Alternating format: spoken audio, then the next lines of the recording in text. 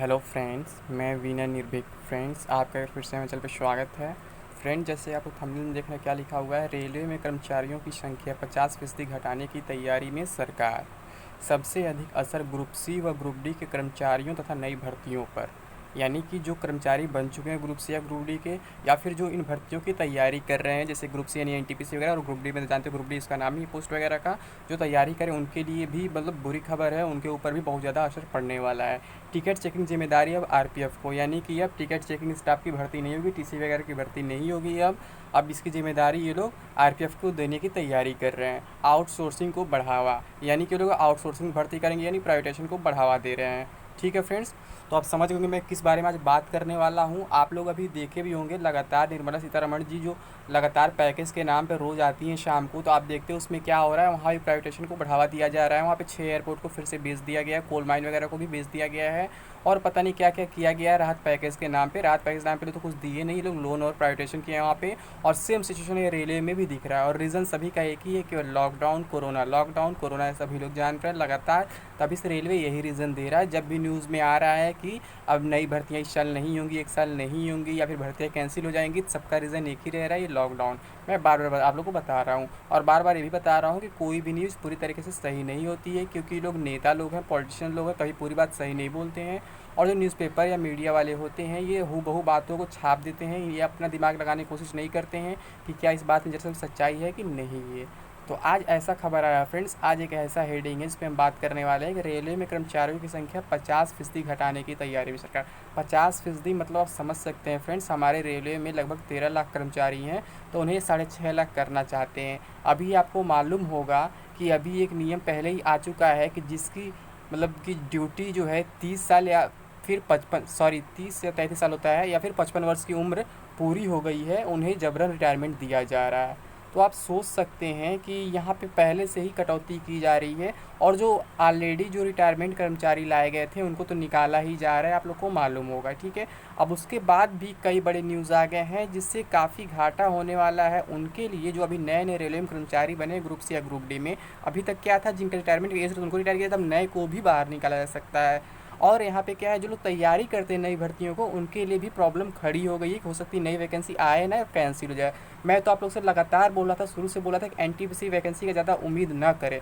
अगर ये वैकेंसी होती भी है तो बहुत कम पोस्ट पे होगी, जो 32,000 35,000 जितना भी आया है उतने पे तो नहीं होने वाली है। या तो पदों की संख्या घट जाएगी, या तो ये वैकेंसी पूरी तरीके से कैंसिल हो जाएगी। लेकिन ग्रुप डी की वैकेंसी कभी नहीं कैंसिल होगी, चाहे ये लोग कुछ भी कर ले, क्योंकि मैं बार बार बता चुका हूँ, ग्रुप डी में सबसे मेन पोस्ट जो होता है ट्रैकमैन का होगा, जिसे लोग प्राइवेट कभी कर नहीं सकते हैं। अगर करते हैं तो कोई भी इंसान काम करने नहीं जाएगा, 10 या 15 में ट्रैकमैन का काम नहीं करना जाएगा, इतने कम सैलरी में काम नहीं करेगा, क्योंकि ट्रैकमैन का वर्क बहुत हार्ड होता है और सैलरी उसमें अच्छा मिलता है, इसलिए लोग टिक पाते हैं। और एक सरकारी का अलग से रुतबा होता है। ठीक है, अगर प्राइवेट में कोई ट्रैकमैन काम करना चाहे तो शायद ही करे, हमको तो नहीं लगता कोई कर पाएगा, तो इसलिए ग्रुप डी के लोग प्राइवेट नहीं कर पाएंगे, ट्रैकमैन के लोग प्राइवेट नहीं कर पाएंगे।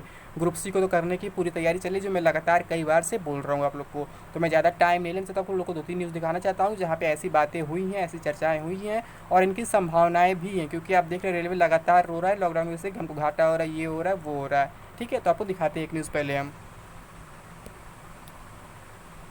ये देखिए क्या है न्यूज़ फ्रेंड्स, रेलवे में कर्मचारियों की संख्या 50% घटाने की तैयारी में सरकार। नई दिल्ली, अरविंद सिंह।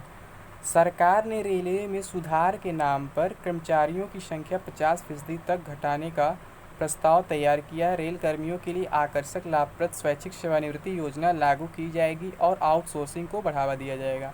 देखिए यहाँ साफ साफ लिखा हुआ है, आकर्षक लाभप्रद स्वैच्छिक सेवानिवृत्ति, यानी कि कुछ ऐसा ऑफर देंगे कि लोग रिज़ाइन करना चाहेंगे या मतलब रिटायरमेंट लेना चाहेंगे, सेवानिवृत्ति देना चाहेंगे, वो जो कुछ आकर्षक कुछ लाभप्रद होगा। और उसके साथ साथ आउटसोर्सिंग को बढ़ावा दिया जाएगा। आउटसोर्सिंग मतलब यानी कि प्राइवेट कंपनी को बढ़ावा दिया, प्राइवेट एम्प्लॉय रखे जाएंगे। इससे क्या होगा, वो कम सैलरी पे काम कर सकेंगे। गवर्नमेंट में क्या होता है कि रेलवे में कोई भी सैलरी जो है मिनिमम 27-28 हज़ार की है।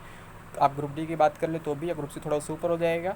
और अगर प्राइवेट में ये लोग काम 8 से 10 हज़ार में करा सकते हैं, तो इसलिए ये लोग ऐसा कर रहे हैं। फिर आगे क्या है, रेल मंत्री पीयूष गोयल की अध्यक्षता में भारतीय रेल में सुधार को लेकर आयोजित एक कार्यक्रम में यह बात सामने आई है।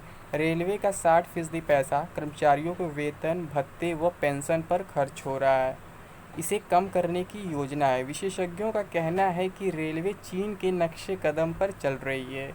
यानी कि ये लोग चीन को कॉपी करेंगे। अब सोच सकते हैं क्या चीन की टेक्नोलॉजी बराबर इंडिया की टेक्नोलॉजी है? क्या चीन के बराबर हम हैं इंडिया में? हमारी जीडीपी वैसी है, हमारे यहाँ पब्लिक वैसे हो पाए हैं? तो नहीं है, फिर भी ये लोग कॉपी कर रहे हैं क्योंकि इन्हें अपना देखना। मैं बोला ना फ्रेंड्स, ये लोग नेता लोग हैं, ये लोग कभी पब्लिक के बारे में नहीं सोच सकते हैं। अभी दिन रात मजदूर रोड पे पड़े हुए हैं, रो रहे हैं, गा रहे हैं, मर रहे हैं, भूखे प्यासे मर रहे हैं, कोई पूछने वाला नहीं है। तो फ्रेंड्स, इनको केवल अपना देखना है, पब्लिक का नहीं देखना है। भले किसी का रोज़गार छीन जाए, इनसे इनको मतलब नहीं है। ये लोग प्राइवेटाइजेशन करके ही रहेंगे। जो सिचुएशन दिख रहा है, बार बार मुंह से बोलेंगे कि हम नहीं करेंगे प्राइवेटाइजेशन, बस रियलिटी लेकिन कुछ और ही है फ्रेंड्स। आप लोग देख रहे हैं सामने। तो देख रहे हैं रेलवे चीन के नक्शे कदम पर चल रही है। चीन में 1,60,000 किलोमीटर रूट पर महज 7 लाख रेलकर्मी ट्रेन चला सकते हैं। तो भारत में ऐसा क्यों नहीं हो सकता?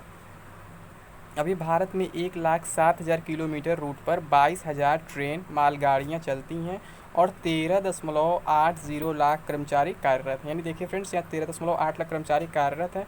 यानी इसका मतलब ये है कि ये लोग क्या करना चाहते हैं कि ये 6.9 लाख कर्मचारी बनाना चाहते हैं। यानी कि लगभग 50% पूरी तरीके से ख़त्म करना चाहते हैं।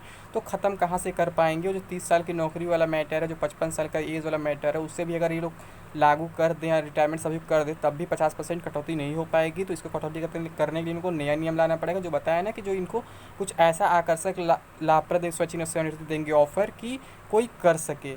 तो इससे क्या होगा फ्रेंड्स, इससे लोग कटौती करने में इन लोग को आसानी मिलेगी और कुछ ऐसा ऑफर देंगे जिससे लोग लालच में पड़ जाएंगे और रिज़ाइन भी दे देंगे।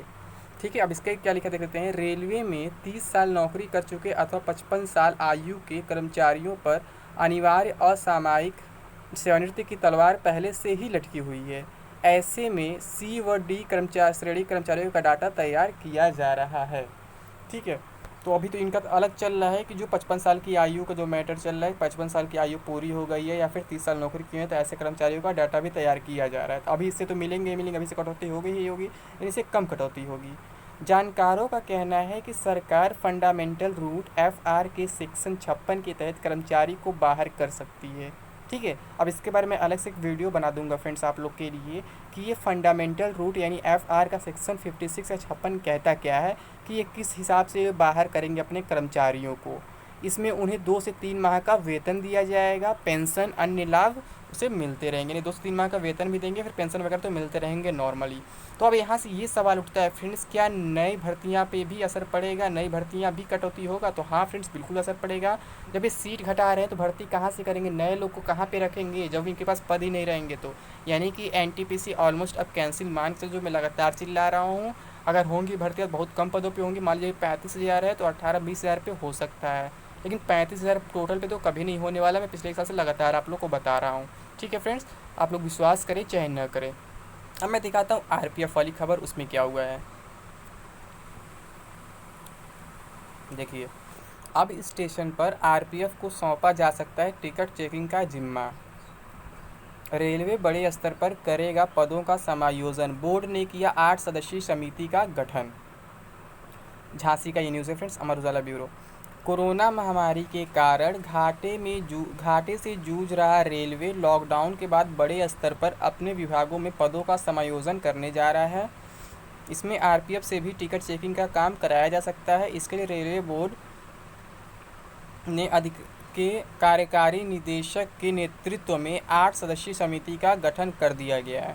यह समिति 1 महीने में अपनी रिपोर्ट बोर्ड को सौंपेगी। कोरोना वायरस के कारण हो रहे घाटे की भरपाई के लिए रेलवे ने मास्टर प्लान तैयार करना शुरू कर दिया है। इसी प्लान के तहत रेलवे बड़े स्तर पर पदों का समायोजन करने जा रहा है, जैसे कि अभी इलेक्ट्रीशियन, मिस्त्री, fitter, carpenter, telecom maintainer, AC technician के पदों पर कर्मचारी इंजीनियरिंग, इलेक्ट्रिक व SNT विभाग में काम कर रहे हैं। इन कर्मचारियों को तीनों विभागों की ट्रेनिंग देकर जहां जैसी ज़रूरत होगी उस हिसाब काम पर लगा दिया जाएगा। इसी तरह गेटमैन, ट्रैकमैन, पॉइंट्समैन कर्मचारी ऑपरेटिंग इंजीनियरिंग विभाग में काम कर रहे हैं। इन कर्मचारियों को भी एक ही विभाग में लाया जाएगा।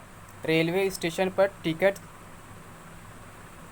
चेकिंग की तरह टिकट दिख नहीं रहा फ्रेंड्स, टिकट कटौती तरह होगा, टिकट चेकिंग कराया जाएगा मतलब RPF द्वारा। इसके अलावा और सारा पोस्ट दिया है, वैगन ड्राइवर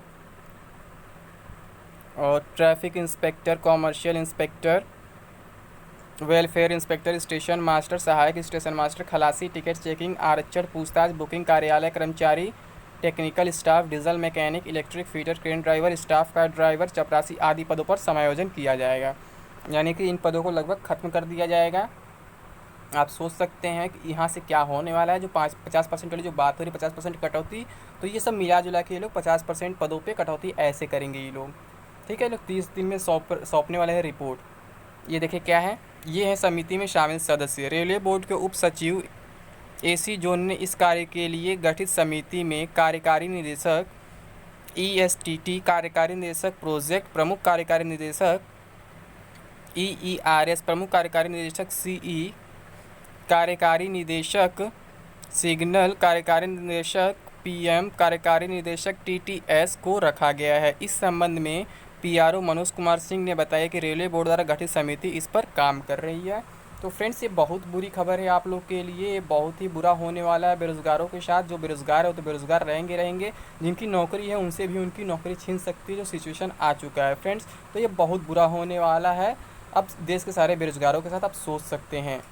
अब देख लीजिए, जो मैं लिखा हूँ यहाँ कुछ भी गलत नहीं लिखा हूँ, आपको सारा चीज़ें यहाँ पे दिखा चुका हूँ। जो है आउटसोर्सिंग को बढ़ावा दिया जा रहा है, यानी प्राइवेटेशन को बढ़ावा दिया जा रहा है। जबकि लोग डायरेक्टली कभी अपने मुंह से नहीं बोलते हैं, बस अंदर अंदर लोग काम करते रहते हैं और मुंह पे कुछ और बोलते हैं। तो इनका काम है, क्योंकि ये नेता है फ्रेंड्स, इन्हें वोट लेना है। इन्हें वोट आपको हिंदू मुस्लिम पे नाम पे मिल जाएगा, भड़का के नाम मिल जाएगा, मंदिर मस्जिद नाम पे मिल जाएगा। लेकिन जिनके पास रोज़गार नहीं है उनका क्या होगा, उन्हें सोचने की ज़रूरत है फ्रेंड्स। तो फ्रेंड्स, आज बस इतना ही अपडेट था। वीडियो पसंद आया तो इसे लाइक करें, कमेंट करें, अधिक से अधिक शेयर करें। और अगर अभी तक आपने हमारे चैनल को सब्सक्राइब नहीं किया, सब्सक्राइब कर लें। इसके साथ साथ बेल आइकन बटन दबाना ना भूलें, ताकि आपको लगातार नोटिफिकेशन मिलता रहे और आप मेरा वीडियो सबसे पहले देख सकें। और फ्रेंड्स, अगर अभी तक आपने हमको फेसबुक, इंस्टा या फिर ट्विटर फॉलो नहीं किया तो वहाँ पर फॉलो कर सकते हैं। इन सभी का लिंक आपको डिस्क्रिप्शन बॉक्स में मिल जाएगा। फॉलो करने से ये फ़ायदा होता है फ्रेंड्स, जब आप मुझे DM करते हैं तो आपका मैसेज मुझे आसानी से मिल जाता है। अगर आप बिना फॉलो किए मैसेज करते हैं तो क्या होता है, आपका मैसेज स्पैम में चला जाता है, मैं देख नहीं पाता हूँ और आपकी क्वेरी को सॉल्व करने में हेल्प नहीं कर पाता हूँ। तो फ्रेंड्स, आज के लिए बस इतना ही। Thank you.